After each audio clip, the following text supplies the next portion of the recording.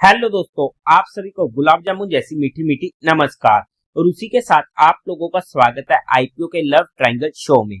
एक और SME company back to back अपना आईपीओ लेके आने वाली है, रिखव सिक्योरिटीज। और इस आईपीओ को स्टडी करने में आपको काफी ज्यादा मजा आने वाला है, क्योंकि आप लोगों के लिए ही ये आईपीओ होने वाला है। किसी भी तरीके की जो कोई भी प्रमोशन नहीं है, क्योंकि जब मैं भी इस कंपनी को स्टडी कर रहा था तो काम ही ऐसा था कि जिसे पढ़कर हमें मजा आ जाए। बट आज की इस रिव्यू वीडियो में हम इस कंपनी का पूरा कच्चा चिट्टा खोलने वाले, बेसिक से लेके एडवांस तक। अगर मैं स्टार्टिंग में इसमें अपने पर्सनल डिसीजन की बात करूं तो एक इंटरेस्टिंग आईपीओ हमें देखने को मिलने वाला है on the face of today.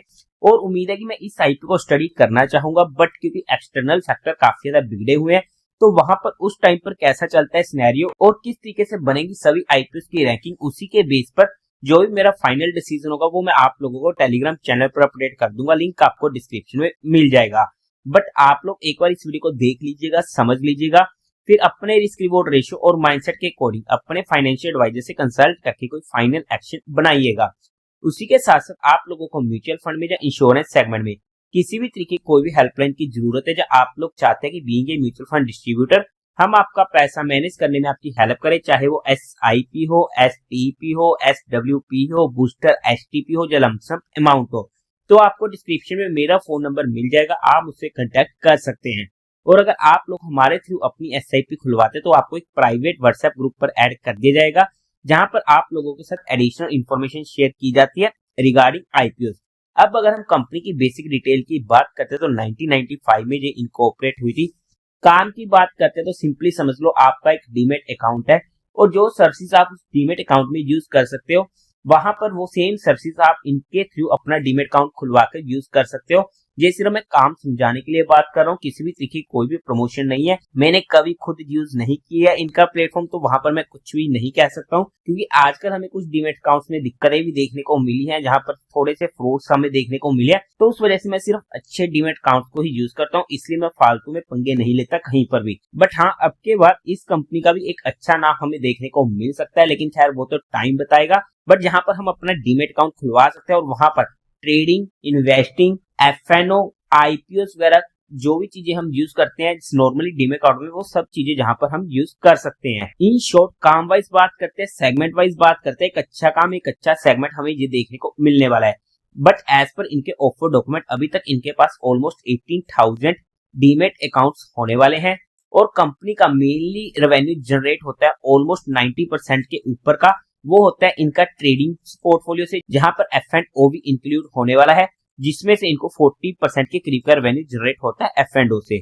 अब अगर हम कंपनी के टेंटेटिव टाइम टेबल की बात करते हैं तो ये आईपीओ ओपन होने वाला है 15 जनवरी को, क्लोज होगा 17 जनवरी को, अलॉटमेंट 20 जनवरी को, रिफंड मिलने शुरू हो जाएंगे या क्रेडिट आपके अकाउंट में हो जाएंगे शेयर्स इफ अलॉटेड 21 जनवरी को, टेंटेटिव लिस्टिंग डेट 22 जनवरी की, face value 5 rupees per share की, प्राइस बैंड 82 से 86 रुपीज पर शेयर का होने वाला है। हमें तो अप्लाई करना है 86 रुपीज, बिकॉज आईपीओ भी इजीली ओवर सब्सक्राइब होने वाला है।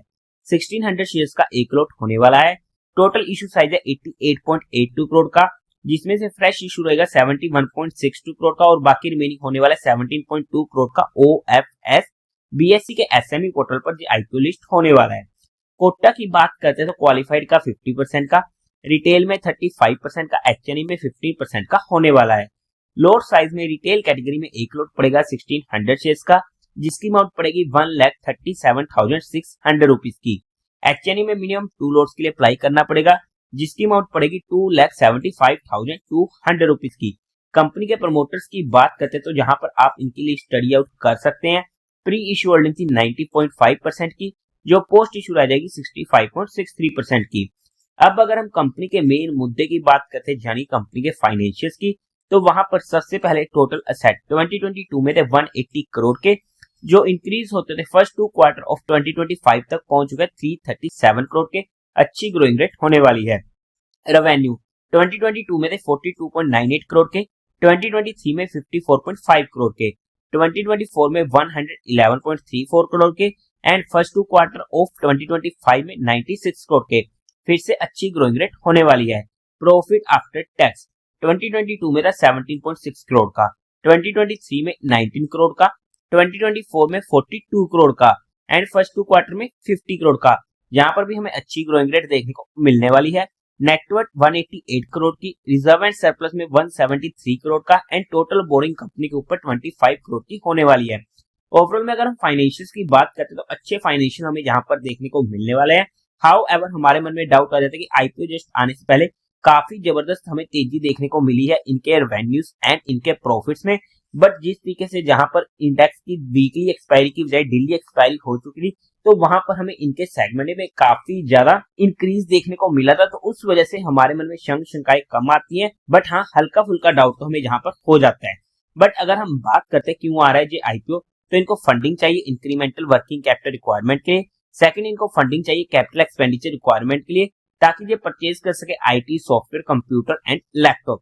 Third, general corporate purpose. अब अगर हम बात करते हैं कंपनी के फंडामेंटल्स की, तो वहां पर मार्केट कैपिटलाइजेशन है 329.31 करोड़ की, आरओई 36% का अच्छा है, आरओसी 29% का अच्छा है, डेट टू इक्विटी रेशियो 0.35 का कोई दिक्कत नहीं है, रिटर्न ऑन नेटवर्थ 30% का अच्छा है, प्रॉफिट आफ्टर टैक्स मार्जिन 40% का काफी ज्यादा अच्छा है, प्राइस टू वैल्यू 1.87 की, ईपीएस प्री आईपीओ 14.23 की, पोस्ट आईपीओ 26 की काफी अच्छी है, पी प्री आईपीओ 6 की, पोस्ट आईपीओ 3.27 की।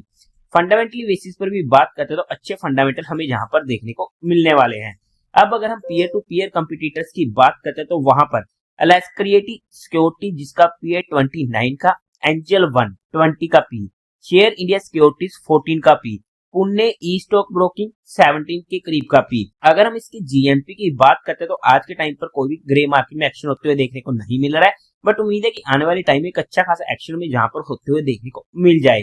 अब अगर हम वैल्यूएशन वाइज बात करते हैं based on it's recent earning, यानी कि 2025 एंड 2024 फाइनेंशियल ईयर डाटा के बेस पर, तो ये आईपीओ ना ही सस्ता रहा है ना ही महंगा रहा है, मतलब कि फुली प्राइस्ड होने वाला है।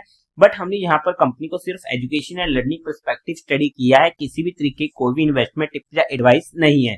फिर भी आप लोगों को कोई भी काम करना हो, कोई भी एक्शन लेना हो, तो एक बार अपने फाइनेंशियल एडवाइजर से कंसल्ट करके कीजिएगा। तो देवियों और सज्जनों, उम्मीद है आप लोगों को ये वीडियो अच्छी लगी होगी, तो इस वीडियो को लाइक कीजिएगा, शेयर कीजिएगा और साथ ही साथ चैनल को सब्सक्राइब करें।